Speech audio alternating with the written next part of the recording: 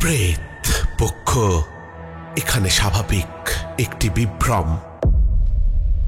রাজদা, আমি শ্রেয়সী। আমাদের প্রথম ঘটনাটি পড়ার জন্য তোমাকে অনেক ধন্যবাদ।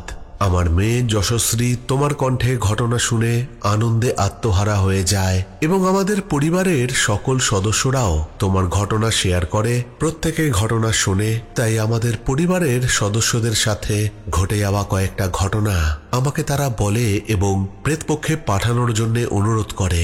তারই মধ্যে এই ঘটনাটি আমি লিখে পাঠাচ্ছি, দেখো তোমার পছন্দ হয় কিনা, প্রেতপক্ষ পরিবারের সকলকে শোনানো যায় কিনা। আমি জানি না ঘটনাটা সিলেক্ট হবে কিনা। যদি সিলেক্ট হয় তুমি একটু তোমার মতো করে গুছিয়ে নিও। বানান হয়তো অনেক ভুল থাকবে, তার জন্যে অগ্রিম ক্ষমা চেয়ে নিচ্ছি। রাজদা, প্রথমেই বলতে চাই এটা একটা পজেশনের ঘটনা, যেটা ঘটে গিয়েছে আমার মাসির পরিবারে, মাসির বড় ছেলের সাথে। আমি এখানে আমার বড়দার নাম দেবাঞ্জন বলে সম্বোধন করছি। বুঝতেই পারছো এটা একটা কাল্পনিক নাম। আর এই ঘটনা আমাকে বলেছে আমার বড় বৌদি, মানে আমার দাদার স্ত্রী, তার নাম রাইমা। বড় বৌদি রাইমার জবানিতে ঘটনাটা শুরু করছি। ঘটনাটা ঘটেছিল আজ থেকে প্রায় 30 বছর আগে। আমাদের তখন নতুন বিয়ে হয়েছে। আমরা তখন সরকারি হাসপাতালের একটি আবাসনে থাকি, কেননা আমার শাশুড়ি মা হাসপাতালের নার্স হিসেবে কর্মরত ছিলেন। আমার বরের গাড়ি ছিল, তবে ব্যক্তিগত গাড়ি নয়, ব্যবসার। সেই কারণে নানান রকম ভাড়া হয়ে থাকতো সেই গাড়ির। একদিন শনিবার রাতে একটা ভাড়া হয়, মৃতদেহ নিয়ে যেতে হবে কলকাতায়। নির্দিষ্ট হাসপাতালের সামনে আমার বর গাড়ি নিয়ে পৌঁছে যায়, কিন্তু সেখানে পৌঁছাবার পর জানতে পারে মৃতদেহ এখনো হাসপাতাল থেকে ছাড়া পেতে অনেকটাই দেরি। তাই সে মনে মনে ভাবে একটু বিশ্রাম নিয়ে নেবে আর খেয়েও নেবে, তারপর রওনা দেবে। গাড়িটা আমার বর খোলা রেখেই গেল, কেননা হাসপাতাল কর্তৃপক্ষ তাকে তাই বলেছিল। রাতের খাবার খেয়ে একটু বিশ্রাম নিয়ে আমার বর হাসপাতালে এবার ফিরবে। আমার বর খাবার খেয়েছিল রাস্তার ধারে একটা ধাবায়, আর সেখান থেকে হাসপাতালে আসার পথে একটা জঙ্গল এলাকা পড়ে। রাস্তা দিয়ে হাঁটতে হাঁটতে ওর একটু বাথরুম করার প্রয়োজন হয়ে পড়ে, আর তখনই শুরু হয় রাস্তার পাশের সেই জঙ্গল এলাকা। জায়গাটাতে আসতে আমার বরের গাটা কেমন ঝিমঝিম করে ওঠে। একটা শীতল বাতাস তার গায়ে লাগে, মনে হয় একটা কিছুর সাথে ওর ধাক্কা লাগলো। কিছুক্ষণ স্থির হয়ে দাঁড়িয়ে পড়ে তারপর নিজেকে সামলে নিয়ে ও হাসপাতালের দিকে হাঁটতে শুরু করে।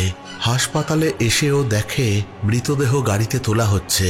তারপর সেই মৃতদেহ নিয়ে নির্দিষ্ট জায়গায় পৌঁছে সে বাড়িতে ফিরে আসে। এই আসা যাওয়ার পথে তার কোনো সমস্যা হয়নি, কিন্তু বাড়িতে ফিরতেই তার ধুম জ্বর আসে। সেই জ্বর সহজে কমছেই না। ডাক্তার, কবিরাজ সব করা হলো। 5 থেকে 6 দিন কেটে গেল, কিন্তু আমার বরের শারীরিক কোনো উন্নতি হয় না। এদিকে আমার বরের মধ্যে একটা অবাক করা জিনিস লক্ষ্য করি আমরা। আমার বর বাড়ির ছেলে সদস্যদের দেখলে লজ্জা পেতে আরম্ভ করে। অনেকক্ষণ সময় নিয়ে বাথরুমে থাকে, কিছু খাওয়া দাওয়া করে না, বারবার ছাদে যেতে চায়। কিন্তু এই সময় আমি আমার বরকে এক মুহূর্তের জন্যেও ছাড়িনি। এমনকি বাথরুমে গেলেও আমি ওর সাথে ওর পেছনে দাঁড়িয়ে থাকতাম। সেই জন্যে ও আমার ওপর খুব রাগ করত, ক্ষেপে যেত, বারবার বলতো আমাকে ছেড়ে দাও, আমাকে একা থাকতে দাও। কিন্তু আমি ওকে একা ছাড়ার পাত্রী নই। এখানে আগে বলা হয়নি আমি তখন 2 মাসের অন্তঃসত্ত্বা। যেহেতু আমি ওর পেছনে একেবারে জোকের মতো লেগে থাকতাম, আমাকে রেগে মেগে বলতো তোর পেটের বাচ্চাকে আমি ক্ষতি করে দেব, আমাকে একা থাকতে দে। তারপরও বলতো ওকে আমার সাথে নিয়ে যাব, তোরা কিছুই করতে পারবি না। আমি তখন ওকে বলতাম যা খুশি তুই কর, কিন্তু আমি তোকে একা ছাড়বো না। আমার মধ্যে এত সাহস কোথা থেকে আসতো আমি জানি না, কিন্তু আমি আমার বরকে কোনো মতেই একা ছাড়তাম না। এই কদিনে 2-3 জন কবিরাজকে আনা হয়েছিল। তার মধ্যে প্রথমে যিনি এসেছিলেন তিনি বাড়িতে পা দিয়েই বললেন যে প্রেত তোমার স্বামীর ওপর ভর করেছে, তাকে তাড়ানো আমার পক্ষে সম্ভব নয়। অদ্ভুত ঘটনা ঘটে। দ্বিতীয় কবিরাজ যখন বাড়িতে আসে তিনি যখন আমার স্বামীর সামনে এসে বসে, সেই প্রেতাত্মা সেই কবিরাজের ওপরই ভর করে, আর সেই কবিরাজের ভেতর থেকে সে কথা বলে ওঠে, আমাকে তাড়ানো অত সহজ হবে না, এরা এরা আমাকে তাড়াবে।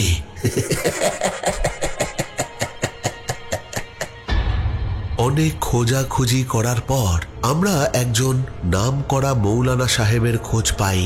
তিনি এইসব ব্যাপারে খুবই দক্ষ। তিনি বাড়িতে ঢোকার পরেই আমার স্বামী একটা মেয়ের কণ্ঠস্বরে চিৎকার করে বলতে লাগলো, যা যা, এখান থেকে যা যা, তুই কিচ্ছু করতে পারবি না, আমি ওকে নিয়ে যাব, আমি ওকে সঙ্গে করে নিয়ে যাব। মৌলানা সাহেব এইসব দেখে নিজের চোখ বন্ধ করে দোয়া পড়তে শুরু করেন। দোয়া পড়তে পড়তে তিনি একটা সাদা রঙের পাউডারের মতো চূর্ণ আমার বরের গায়ে ছিটিয়ে দিচ্ছিলেন। ক্রমে আমার বর ধীরে ধীরে শান্ত হলো এবং আস্তে আস্তে নিস্তেজ হয়ে শুয়ে পড়ে। তবে মৌলানা সাহেব আমাদেরকে বললেন যে বিপদ এখনো কাটেনি, আজ রাতটা আমাকে এখানেই থাকতে হবে, ওকে এই সময় একা রাখা যাবে না। বাড়ির সকলে তার থাকার ব্যবস্থা করে দিল, কিন্তু মৌলানা সাহেব বললেন যে আমাকে ওর সামনেই বসে থাকতে হবে। মৌলানা সাহেব নানান রকম কাজকর্ম করতে শুরু করলেন। কি সব প্রক্রিয়া সেগুলো আমাদের জানা নেই, আর মুখ দিয়ে নানান রকম দোয়া পড়তে লাগলেন। তবে একটা জিনিস তিনি করছিলেন, এক মুহূর্তের জন্যেও আমার স্বামীর বুড়ো আঙুল তিনি ছাড়েননি। তিনি আমার স্বামীর হাতের বুড়ো আঙুলটা চেপে ধরেছিলেন সারাক্ষণ। হঠাৎ আমার বর আবার চিৎকার করে ওঠে এক মেয়েলি কণ্ঠস্বরে আর বলে, আমাকে ছেড়ে দে, আমাকে ছেড়ে দে, আমার খুব কষ্ট হচ্ছে। মৌলানা তখন তার উদ্দেশ্যে বলে, তুই ওকে ছাড়বি কিনা বল, না হলে তোর জন্য অন্য ব্যবস্থা আছে। তখন আমার স্বামীর মধ্যে থাকা সেই প্রেতাত্মাটা বলে ওঠে, হ্যাঁ হ্যাঁ, আমি ছাড়বো। মৌলানা সাহেব বলেন, কি প্রমাণ পাবো যে তুই ওকে ছেড়ে চলে গেছিস? জানলার ওই লোহার শিকটা বেঁকিয়ে দিয়ে যা। আমার স্বামীর মধ্যে থাকা আত্মাটা বলে ওঠে, আমি পারবো না, আমি পারবো না। তখন মৌলানা সাহেব বলেন, আচ্ছা তাহলে ওই টেবিলের ওপর রাখা জলের জগটা, যেটা পুরো জল ভরা অবস্থায় আছে, ওটাকে ফেলে দিয়ে যা। আমরা সকলেই দেখি কিছুক্ষণ পর সেই জলের জগটা ধরাম করে মেঝেতে পড়ে যায়, আর আমার স্বামী আবার জ্ঞান হারিয়ে ফেলে। এরপর মৌলানা সাহেব আমাদেরকে বললেন, বিপদ এবার কেটেছে। তাকে জিজ্ঞাসা করলে তিনি বলেন যে এই পাশের আবাসনে একটি মেয়ে আগুনে পুড়ে আত্মহত্যা করেছিল কিছুদিন আগে।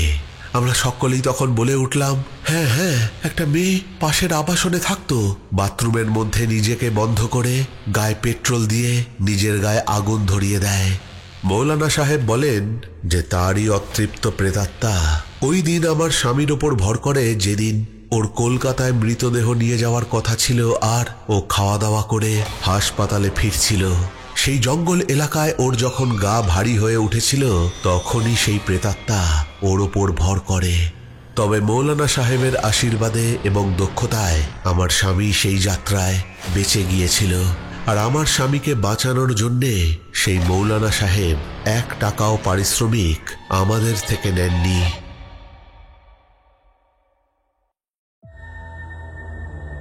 প্রেত পক্ষ এখানে স্বাভাবিক একটি বিভ্রম। অদ্ভুত একটা ঘটনা কিন্তু শুনলাম। শ্রেয়শ্রী বড়ুয়া আমাদেরকে পাঠিয়েছে। শ্রেয়শ্রী আর তার মেয়ে যশশ্রী আমাদের নিয়মিত শ্রোতা, এবং এই দ্বিতীয়বারের জন্য ওরা আমাদেরকে ঘটনা পাঠিয়েছে।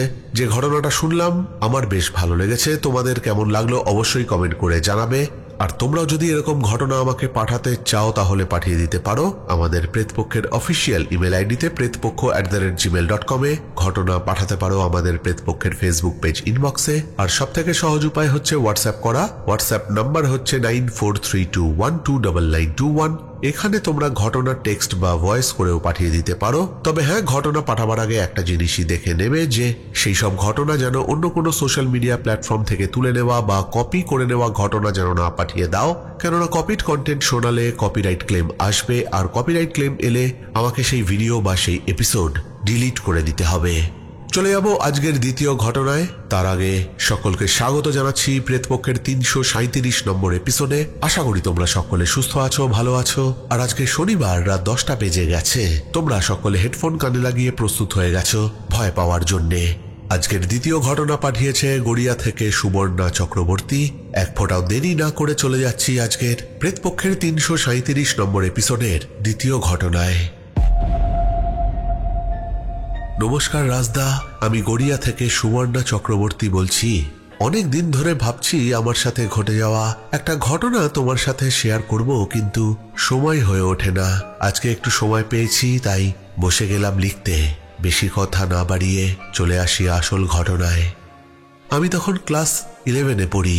তোমরা সবাই নিশ্চয়ই জানো যে মাধ্যমিক এক্সামের পর অনেকেই নিজের স্কুল থেকে অন্য স্কুলে অ্যাডমিশন নেয়। সেই রকমই একটা মেয়ে আমাদের স্কুলে ভর্তি হয়েছিল, নাম সিময়ী। খুব চুপচাপ মেয়েটা। যখন প্রথম দিন এলো, ক্লাসে ঢুকে সোজা চলে গেল লাস্ট বেঞ্চে। এখানে বলে রাখি, আমাদের স্কুলের ক্লাসরুমগুলো ছিল বিশাল বড় বড়। সঙ্গত কারণে সেই স্কুলের নামটা বলছি না।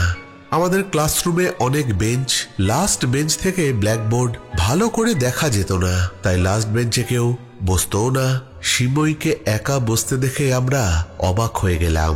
কারোর সাথে কথাও বলতো না সে। আমি ভাবতাম হয়তো অন্য স্কুল থেকে এসছে, তাই হয়তো কথা বলতে লজ্জা পাচ্ছে।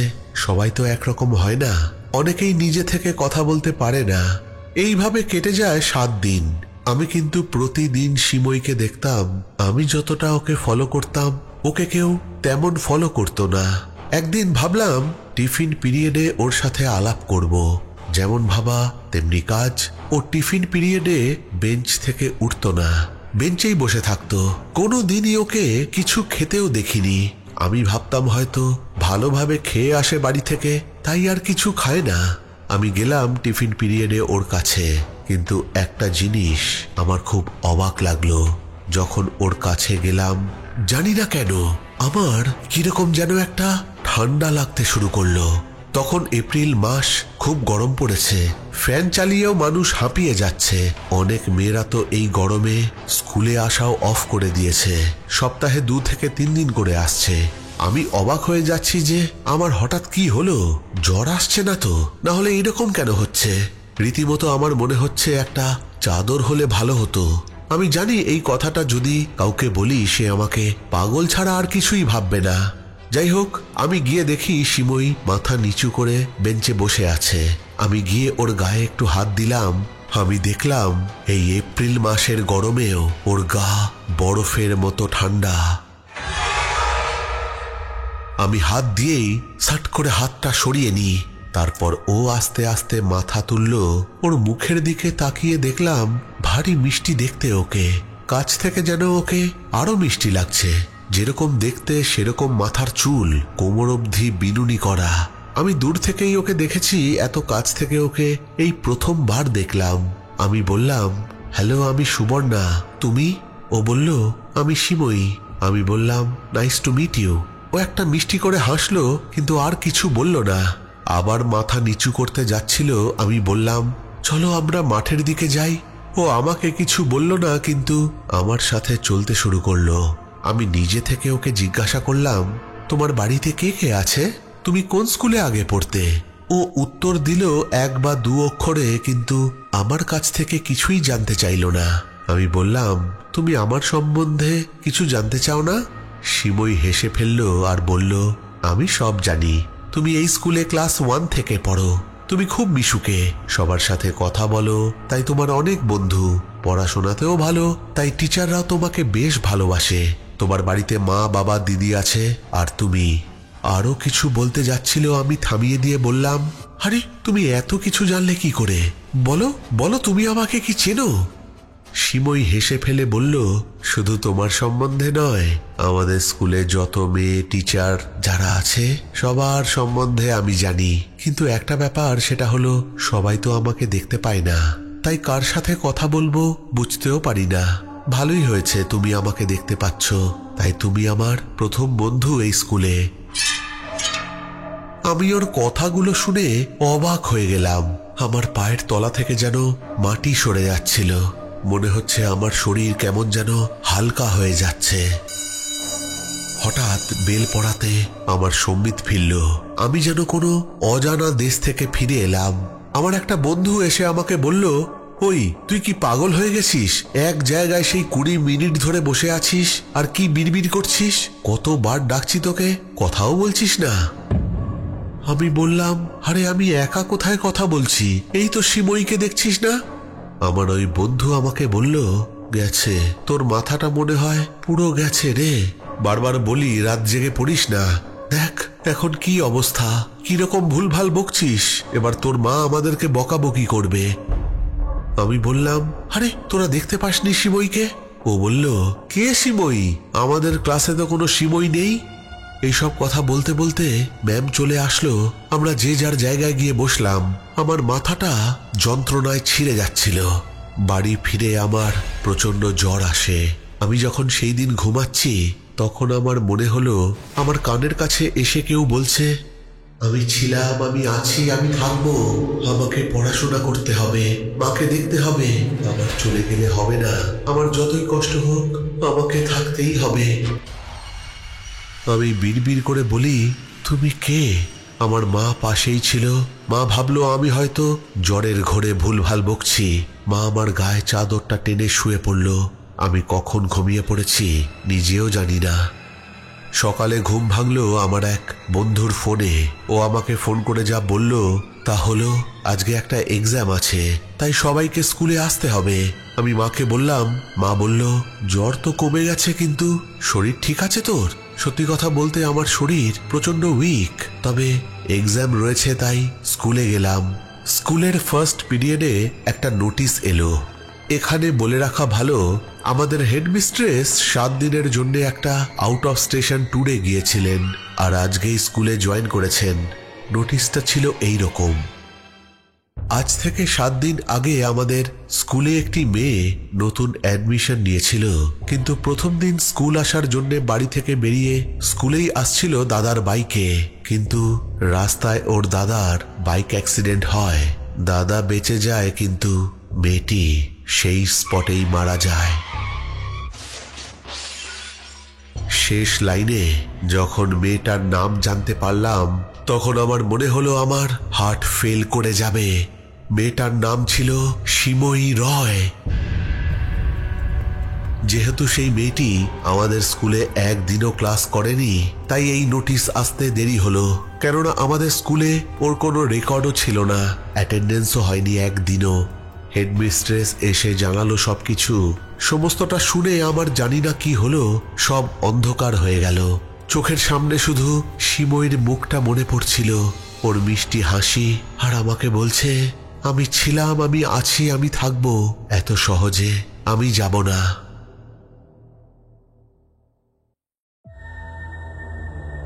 প্রেত পক্ষ এখানে স্বাভাবিক একটি বিভ্রম। অদ্ভুত একটা ঘটনা কিন্তু শুনলাম, কিন্তু সত্যি কথা বলতে সুবর্ণা আমাদের লাস্টে লিখেছে যে এই ঘটনা এখানেই শেষ নয়, এটা ছিল প্রথম পর্ব। আমাদের যদি এই ঘটনা ভালো লাগে, আমাদের বলতে আমার এবং তোমরা যারা শুনছো সকলের কথাই ও বলেছে, সবার যদি ভালো লাগে ও পরের 2টো পার্টও আমাদেরকে পাঠাবে। ও লিখেছে যে ঘটনাটা বড় হয়ে যাবে, তাই জন্যে ও 3 ভাগে ভাগ করেছে। যদি আমাদের ভালো লাগে তাহলে ও খুব শিগগিরই আমাদের বাকি পার্টগুলো পাঠিয়ে দেবে। তোমরা তাহলে কমেন্ট করে জানাও যে তোমাদের ঘটনাটা কেমন লাগলো। আর এখন চলে এসেছি একেবারে এপিসোডের শেষে। চলে যাব এবার একটু শাউট আউটের দিকে। কমেন্ট করেছে নবনীতা দে, সোনালী, প্রতনু ব্যানার্জি, অভি স্টুডিও, শর্মিষ্ঠা চ্যাটার্জি লিখেছে, স্বপ্নে দেখা জিনিসগুলো আমার সাথে মেলে, অন্য কারো হয় কিনা আমি জানি না, যেমন আমার পাটা ভাঙলো সেটাও আমি স্বপ্নে দেখেছি আগে। এরকম সত্যি আমাদের সাথে অনেক সময় হয়, যেরকম জিনিস আমরা স্বপ্নে দেখি সেটা সত্যিও হয়ে যায় অনেক সময়। কমেন্ট করেছে নন্দিতা পাল, সুতপা নাগ, মোহাম্মদ মঞ্জু, বাবাই দাস, ভরত দাস আর চুমকি ঘোষ। এই সবকটা কমেন্টই এসছে হাসপাতালে প্রসূতি মেয়ের খোলা চুলে প্রেতাত্মা ভরের ঘটনা প্রেতপক্ষের 335 নম্বর এপিসোডকে উদ্দেশ্য করে। তাহলে আজকের মতো এখানেই শেষ করছি। ফিরে আসবো পরের সপ্তাহে নতুন কোনো ঘটনা নিয়ে। ততক্ষণের জন্য তোমরা সকলে ভালো থেকো। Love you all, tata.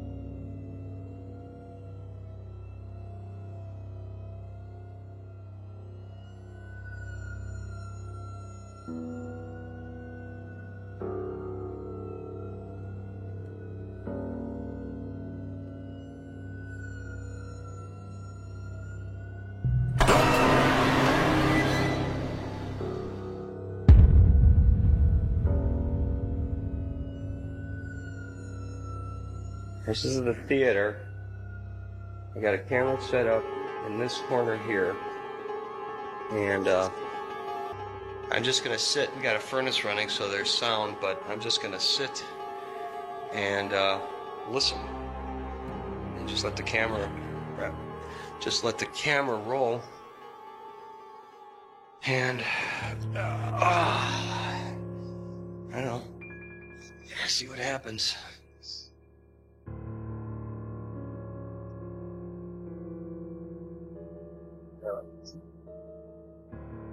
Wow.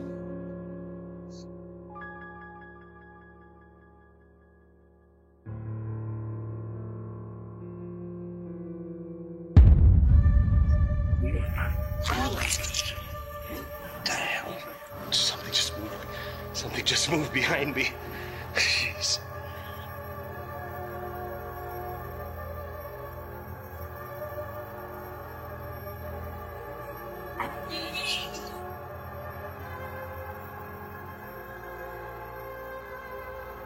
So, got a lot here.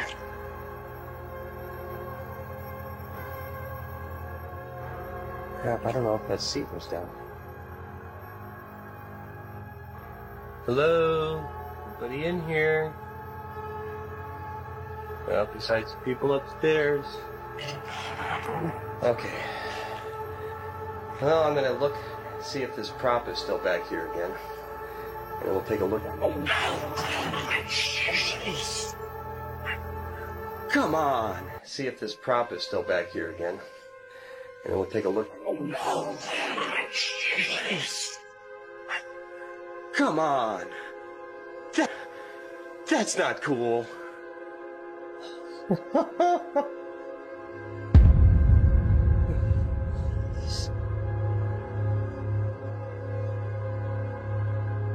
Okay, flashlight.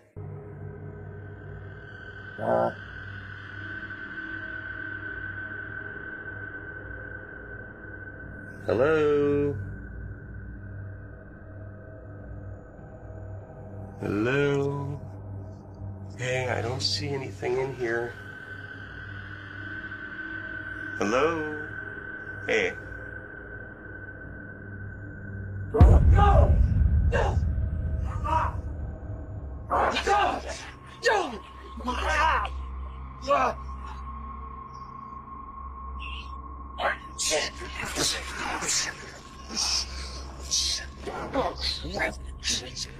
Cameras, out.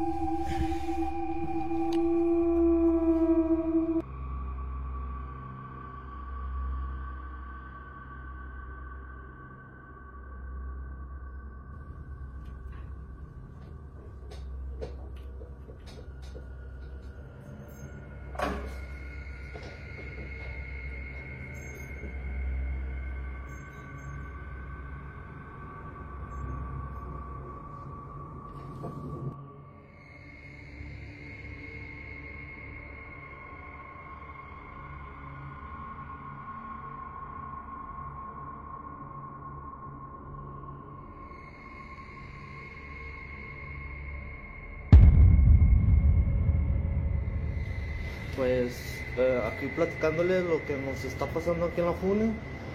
Llegó un cuerpo aquí a pues embalsamar, lo están preparando, ya lo terminaron. Miren, como tenemos rato escuchando ruidos aquí en esta zona.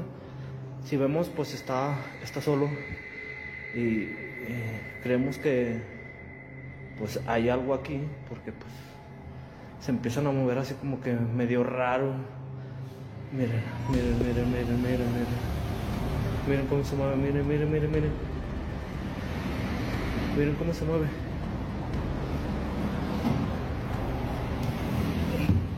No hay nada. No hay nada, no hay nada, no hay nada. Está mi compañero, pero pues si vemos estamos